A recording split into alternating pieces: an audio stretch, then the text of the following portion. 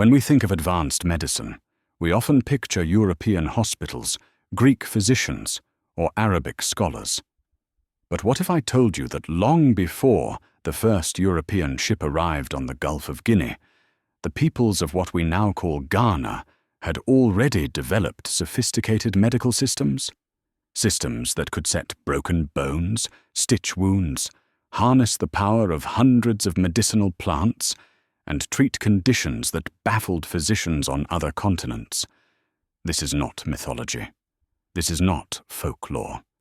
This is documented history, supported by archaeological evidence, oral traditions, and modern scientific validation. Today, we're uncovering the remarkable medical knowledge of pre-colonial Ghana, a tradition of healing that challenges everything we've been taught about the origins of scientific medicine. To understand the medical achievements of pre-colonial Ghana, we must first understand the societies that produced them. Between the 11th and 19th centuries, the region we know today as Ghana was home to complex, organized states. The Akan peoples established powerful kingdoms. The Ashanti Empire, which emerged in the late 17th century, controlled vast territories and developed intricate systems of governance, trade, and knowledge preservation. These were not isolated villages. These were sophisticated civilizations with specialized professions, including dedicated healers known by various names across different ethnic groups. The Akan called them Dunsini or Adunsini, experts who spent decades mastering their craft. Knowledge in these societies was transmitted orally, a method often misunderstood by outsiders as primitive. But oral transmission was a deliberate, rigorous system. Young apprentices would study under master healers for 10, 15, sometimes 20 years, memorizing thousands of plant properties, preparation methods, and diagnostic techniques. This knowledge was tested constantly, refined through practice, and passed down through generations. It was empirical science, conducted without written records, but with meticulous attention to outcomes. The key to understanding pre-colonial Ghanaian medicine is recognizing that it was never static. It was a living tradition, constantly evolving as healers experimented, observed results, and adapted their methods. If you're finding this perspective on African history eye-opening, make sure to subscribe to this channel. We're committed to uncovering stories that challenge conventional narratives and reveal the full scope of human achievement across continents. The foundation of traditional Ghanaian medicine was an encyclopedic knowledge of plants. Healers could identify and utilize hundreds, sometimes thousands, of botanical species. Modern ethnobotanical research has validated many of these traditional remedies, revealing that pre-colonial healers understood principles we now call pharmacology. Consider the use of the neem tree, known locally as neem or kinkeliba. Healers used its leaves to treat skin infections and internal parasites. Today, we know neem contains compounds with genuine antimicrobial and antiparasitic properties. This wasn't luck. Healers observed that certain preparations consistently produced specific results. For pain management, traditional practitioners used plants like Griffonia simplicifolia, which contains high levels of 5-HTP, a precursor to serotonin. They didn't know the chemical names, but they understood the effect: reduced pain and improved mood in patients suffering from chronic conditions. Anti-inflammatory treatments were sophisticated. Healers used the root bark of Cryptolepis sanguinolenta to reduce swelling and fever. Modern analysis has confirmed this plant contains cryptolepine, an alkaloid with proven anti-inflammatory and antimalarial properties. In fact, this plant is now being studied by pharmaceutical companies for potential drug development. The preparation methods demonstrated advanced understanding of extraction. Healers knew that some plant medicines required boiling to release their active compounds, a process we now call decoction. Others needed to be steeped in cold water or alcohol to preserve heat-sensitive ingredients. They created poultices for topical application, combining crushed plants with other substances to improve absorption through the skin. They made tinctures, infusions, and powders, each method carefully chosen based on the condition being treated and the properties of the plant. This knowledge didn't appear overnight. It was the result of centuries of careful experimentation. Healers tested different plants, observed their effects, noted which combinations enhanced or diminished potency, and refined their formulas across generations. When a treatment failed, they adjusted. When it succeeded, they documented it in the most reliable database available to them, human memory, reinforced through constant practice and oral repetition. Beyond botanical medicine, traditional Ghanaian healers performed procedures that we would recognize today as surgery. Bone setting was a highly specialized skill.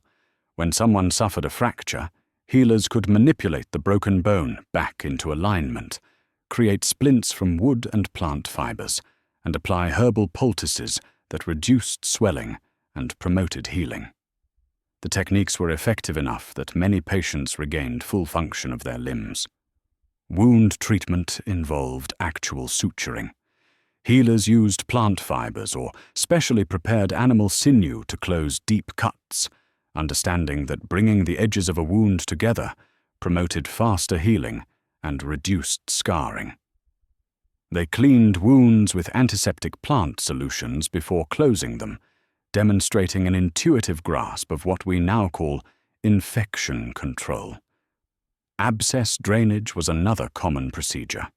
Healers identified when infections had localized into pockets of pus, made precise incisions to drain them, and then treated the wound with antimicrobial plant preparations. The timing of these interventions was critical, and experienced healers developed the diagnostic skills to know when an abscess was ready for drainage. Perhaps most remarkably, there is evidence of pain management during procedures.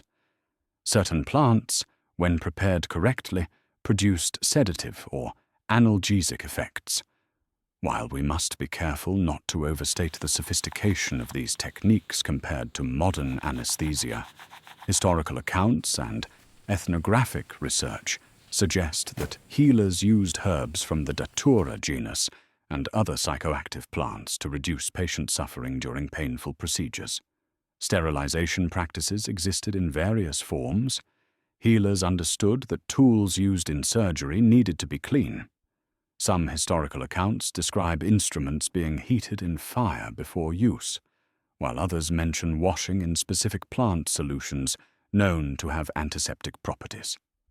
When we compare these practices to European medicine of the same period, say the 16th or 17th century, we find surprising parallels. European barber surgeons were performing similar procedures, often with comparable outcomes. The difference was that European practices were eventually written down, standardized, and incorporated into what became modern medicine, while African medical knowledge was dismissed, suppressed, or appropriated without acknowledgement during the colonial period. Stories like these deserve to be told widely. If you're learning something new today, hit that subscribe button and help us reach more people with these untold chapters of African history. Traditional Ghanaian medicine operated on a holistic understanding of the human body. Healers recognized that physical symptoms often had multiple causes, some rooted in what we would call physiological processes, others in what they understood as spiritual or social imbalances. This holistic approach was not a weakness, but a strength. Healers observed that emotional distress could manifest as physical illness, that social conflicts could produce bodily symptoms, that a person's environment affected their health. They developed diagnostic methods that considered the whole person, not just the presenting complaint. Diagnosis involved careful observation. Healers examined skin color, tongue appearance, the quality of pulse, patterns of pain, and changes in behavior. They asked detailed questions about diet, recent activities, and emotional state. They understood that fever, for instance, could indicate different underlying conditions depending on accompanying symptoms, and they adjusted treatment accordingly. The integration of spiritual elements should not be dismissed as superstition. In many cases, what we might call spiritual healing addressed psychological and social dimensions of illness that purely physical treatments cannot reach. The rituals, prayers, and community involvement in healing processes provided social support, reduced anxiety, and created conditions that aided recovery. Modern medicine is only now rediscovering the importance of these factors in patient outcomes. When European colonizers arrived in the region, they encountered medical systems they did not understand and therefore dismissed. Colonial writings are filled with descriptions of African healing practices as primitive superstition, witchcraft, or dangerous quackery. This narrative served colonial purposes. If African knowledge systems were primitive, then European intervention could be framed as civilizing, as bringing enlightenment to darkness. But the evidence tells a different story. Modern ethnobotanical research, conducted by scientists trained in both traditional knowledge and contemporary methodology, has systematically validated the efficacy of traditional remedies.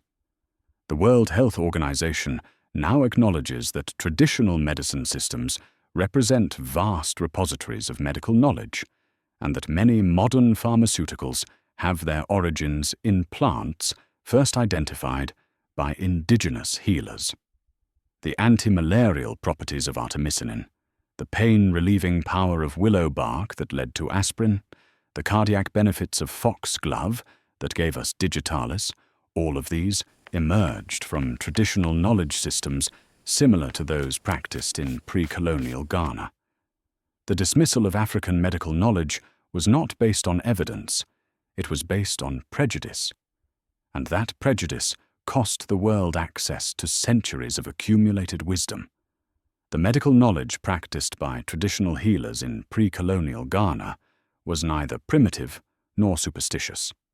It was a sophisticated, empirically grounded system developed over centuries through careful observation, experimentation, and refinement. These healers understood pharmacology before the term existed. They performed surgery when European physicians were still debating the validity of hand-washing. They recognized the complex interplay between mind, body, and environment long before holistic medicine became a modern buzzword. This history matters because it challenges the narrative that advanced knowledge came only from one part of the world. It reminds us that human beings everywhere have always been scientists, observers, problem solvers. The fact that this knowledge was transmitted orally rather than in written texts does not make it less valid. The fact that it was developed in Africa doesn't make it less sophisticated. The healers of pre-colonial Ghana were physicians, pharmacologists, and surgeons. They saved lives. They reduced suffering. They advanced human understanding of medicine. Their legacy deserves recognition, study, and respect. If this exploration of pre-colonial African medicine has expanded your understanding of history, please subscribe. There are countless stories like this one, stories that challenge what we thought we knew and reveal the true breadth of human achievement. Join us as we continue to uncover them, one documentary at a time.